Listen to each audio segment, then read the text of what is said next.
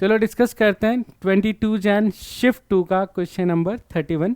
It's conceptual question है ये, और ये पैरालैक्स मेथड जो हम लोग पढ़ते हैं इन रे ऑप्टिक्स उसमें ये बिलोंग करता है। इट्स बेसिकली एक एक्सपेरिमेंटल फिजिक्स का ये पार्ट है जहाँ पर एक एक्सपेरिमेंट्स किए जाते हैं to find out the focal length of a mirror, जिसमें हम ये यूज़ करते हैं पैरालैक्स मेथड जो है।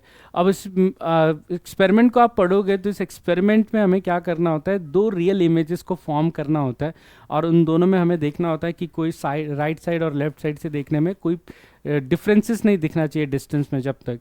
तो अब क्योंकि रियल इमेज चाहिए होता है, तो रियल इमेज सिर्फ हमें ये ध्यान रखना होता है कि आपका जो ऑब्जेक्ट है वो फोकस और पोल के बीच में ना है, ठीक है। क्योंकि अगर मिरर के फोकस और पोल के बीच में आ गया तो आपका जो इमेज है वो बेसिकली वर्चुअल इमेज बन जाता है, जो हमें नहीं चाहिए। हमें रियल इमेजेस चाहिए होता है, इसीलिए हम लोग ऑब्जेक्ट को फोकस के बियॉन्ड रखने की कोशिश करते हैं कहीं पर भी, ठीक है, क्योंकि रियल इमेज तो आ ही जाएगा।